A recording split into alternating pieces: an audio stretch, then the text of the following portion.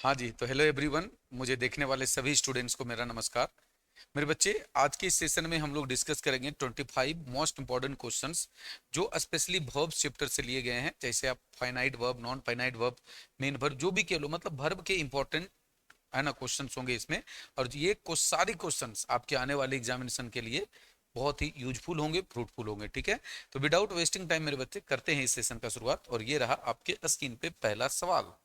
देखिए, आपको सवाल दिख रहा होगा, you had better blank now. अब चार ऑप्शन दिए हुए हैं। अब देखो, आमतौर पर क्या होता है ना, जैसे ही आप हैड देखते हो, हैव हैड देखते हो, है ना, तो तुरंत भीतरी दिमाग में आता है। लेकिन मेरे बच्चे, यहाँ पर हैड के साथ बेटर लगा हुआ है, जो अपने आप में एक मोडाल का काम करता है। और ये समकक्ष होता है शुड का। और शुड के बगल में हमें क्या चाहिए, तो भी वन चाहिए ना। ऑप्शन के हिसाब से ए नंबर आंसर मेरे बच्चे। ठीक है, सेकेंड क्वेश्चन देखिए क्या लिखा हुआ है। सेकेंड क्वेश्चन है, he helped me blank the work. याद रखना, हेल्प हो या फिर मेक हो, ठीक है, इनके बाद ऑब्जेक्ट के बाद भी अगर वर्ब आता है ना, और स्टेटमेंट एक्टिव हुआ इसे मेरे बच्चे, ये याद रखना, तो केवल भी वन आता है। तो यहाँ भी आंसर आपका क्या हो जाएगा, ए नंबर हो जाएगा जी। यहाँ भी फर्स्ट क्वेश्चन का भी आंसर है, सेकेंड क्वेश्चन का भी आंसर ए, ये याद रखिएगा। ठीक है, नेक्स्ट क्वेश्चन देखिए, सवाल नंबर नेक्स्ट क्या है। Blank late is being not good, sorry, blank late is not good. अगर कायदे से देखा जाए तो ये हमारा वर्ब है, तो इसके पहले हमें सब्जेक्ट चाहिए। सब्जेक्ट के लिए में भी वन नहीं आ सकता। टू बी लेट, ये हो सकता था लेट होना, लेकिन ये करेक्ट आंसर आपका क्या होगा, C number, being late is not good. ठीक है, टू बी लेट मतलब लेट जो तुम आ रहे हो, लेट आने के बाद ही ना ये बात बोला गया है जी। या फिर तुम लेट आए भी नहीं, या तो आपको बोल दिया कि लेट आना बुरी बात है। और जो आर्टिकल, सॉरी आर्टिकल बोल रहा हूं मैं, भर में आईएनजी जो होता है मेरे बच्चे, ये आमतौर पर पास्ट वाले एक्शन को रिप्रेजेंट करता है। ये मैंने आपको बताया था, क्लियर है ना। नेक्स्ट देखिए, he is use to blank. अब देखो, यहां पर यूज टू के बगल में हेल्पिंग वर्ब आ गया। जैसे यूज टू के बगल में हेल्पिंग वर्ब आता है ना मेरे बच्चे, तो यूज टू बन जाता है एडजेक्टिव। और इनके बगल में चाहिए फिर हमें V one plus I N G. तो करेक्ट आंसर क्या हो जाएगा, बी नंबर। और वहां पर यूज टू का मतलब हो जाता है आदत होना। ठीक है ना। नेक्स्ट क्वेश्चन देखिए, look at the blank child. मतलब किसी को कहा जा रहा है कि आप बच्चे को देखिए, और वो बच्चा क्या कर रहा है जी, तो रो रहा है। तो आंसर हो जाएगा बी नंबर, है ना, क्योंकि उस बच्चे की विशेषता ना तो आप V1 से बना सकते हैं, ठीक है ना, V5 से बता सकते हैं, आप V3 और V4 से बता सकते हैं। तो क्या कहोगे, अगर क्राइड देते हो तो पास्ट पार्टिसिपल हो जाएगा, है ना। तो क्या कहोगे, बच्चा रोने का काम खत्म कर लिया, अब देखो उसको, बकवास हो जाएगा जी। ठीक है, अगला सवाल देखिए, the blank child was taken to hospital. अर्थात जो बच्चा इंजर्ड हुआ है उसे हॉस्पिटल ले जाने की बात है। तो इंजर होने का काम खत्म हो गया ना, मतलब थर्ड फॉर्म चाहिए, ऑप्शन में है नहीं है। आंसर हो जाएगा डी नंबर, और आपका आंसर होना चाहिए इंजर्ड। ठीक है, तो 6 नंबर क्वेश्चन क्लियर हो गया जी। नेक्स्ट क्वेश्चन देखिए, question number 7, he prefers reading to blank. अब देखो, याद रखना, प्रीफर के बाद आने वाला जो वर्ब होता है ना, वो हमेशा V1 प्लस आई होता है, अर्थात जेरंड होता है वो। ठीक है, तो ऑप्शन के हिसाब से आंसर हो जाएगा बी नंबर। क्लियर मेरे बच्चे। नेक्स्ट क्वेश्चन, ही प्रोमिस्ड ब्लैंक हिज बिहेवियर। उसने वजन दिया अपने बिहेवियर को क्या करने का, तो चेंज करने का। अब देखो, प्रोमिस जो है ना मेरे बच्चे, वो 2 + V1 लेता है। तो 2 + V1 ऑप्शन नंबर हमारा सी में है, तो हमारा आंसर हो जाएगा सी नंबर बच्चा। सवाल नंबर नेक्स्ट देखिए, आई लुक फॉरवर्ड टू। आपको याद होगा जब मैंने पढ़ाया था तो, कि लुक फॉरवर्ड टू क्या होता है, तो लुक फॉरवर्ड टू अपने आप में एक प्रीपोजिशनल फ्रेज होते हैं, जिनके बगल में हमेशा V1 प्लस आई अर्थात जेरंड आता है। तो बी नंबर आंसर हो गया जी। सवाल नंबर next, to read is a. To read क्या है, तो टू रीड ऑप्शन के हिसाब से इन्फिनेटिव है, तो आंसर नंबर फिर से बी हो जाएगा जी। क्लियर है बच्चा, पार्टी लोग, याद होगा आपको। सी सजेस्टेड ब्लैंक ए डॉक्टर। देखो, सजेस्ट के ठीक बगल में अगर वर्ब आना है ना, अगर ठीक बगल में वर्ब आना है तो V1 प्लस आई आएगा। और ऑब्जेक्ट के बाद आए तो फिर 2 + V1 आएगा। ऑब्जेक्ट के बाद आएगा तो 2 + V1, और ठीक बगल में आएगा तो V1 plus I hope clear हुआ होगा। Next question, she tried blank the door but failed. उसने डोर खोलने का प्रयास किया लेकिन फेल हो गया। तो पहले कोशिश किया, बाद में दरवाजा खुलेगी ना, तो बाद में खुलने वाले के लिए हमें 2 + V1 चाहिए, जो ऑप्शन में हमारा नहीं है। तो आंसर नंबर हो जाएगा हमारा डी। करेक्ट आंसर होना चाहिए टू ओपन। क्या होना चाहिए, टू ओपन होना चाहिए। ठीक है मेरे बच्चे, तो आई होप मामला क्लियर हो गया होगा यहाँ तक। 12 number question finish. Next question देखिए, 30 नंबर सवाल है आपका।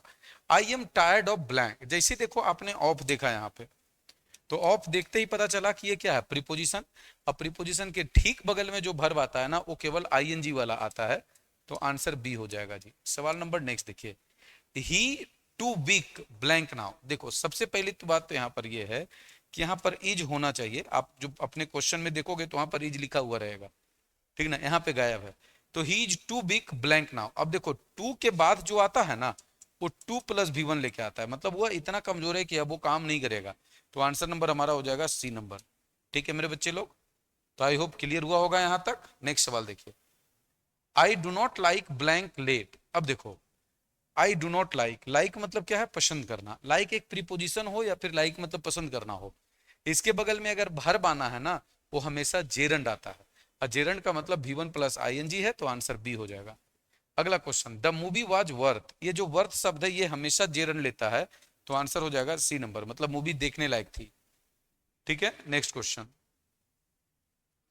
Blank the work he went home, है ना, वह घर गया, कब गया, काम खत्म। तो काम खत्म के बाद ही गया होगा ना, काम खत्म करते हुए तो नहीं गया होगा, तो यहां पर आंसर हो जाएगा B number, having finished. Choose the correct sentence. अब इसमें सेंटेंस को ना चूज करिए, क्या है आंसर। To read books. अब देखो to read books, to read books, read in books. ये जो टू रीड बुक्स जो है ना एक फ्रेज है, तो आंसर क्या बन गया, इट माना जाएगा। इनको क्या माना जाएगा, इट माना जाएगा। अब इट के साथ जो है मेरे बच्चे भी वन नहीं आता, एस वाला आता, भी फाइव आता, तो आंसर हो जाएगा बी नंबर आपका। ठीक है ना, आई होप क्लियर हुआ होगा। अगला देखते हैं 19 नंबर सवाल, फिर से वैसा ही सवाल है कि चूज द करेक्ट सेंटेंस। सबसे पहले सब्जेक्ट के रूप में मी कभी नहीं आएगा। ही मेड मी लाफ, ये पॉसिबल है क्योंकि मैंने बताया था कि मेड के बगल में ऑब्जेक्ट और ऑब्जेक्ट के बगल में भी वन आ सकता है, अगर स्टेटमेंट क्या हो, एक्टिव वॉइस में हो, मतलब उसने मुझे हंसाया।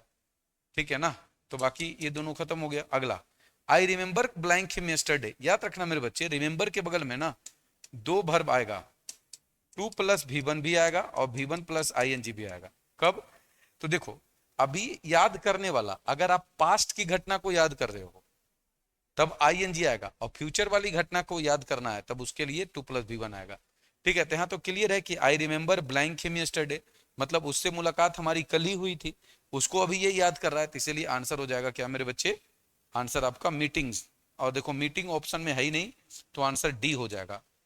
और देखो नंबर बी में फंसाने के लिए क्या लिखा हुआ है, मीटिंग्स लिखा हुआ है, तो मीटिंग में तो एस नहीं लगती ना मेरे बच्चे। अब जेरंड में भी one plus I N G लगता है, उसमें एस थोड़ी ना अलग से लगता है, तो ये आपको फंसाने के लिए बी एस लगा दिया है। ठीक है नेक्स्ट क्वेश्चन देखिए, people are blank to him, people are blank to him. अब सबसे पहले समझिए, आर के बगल में, इजेम आर के बगल में या तो आई एन जी आ सकता है या तो थर्ड फॉर्म आ सकता है, बी वन पहली खत्म।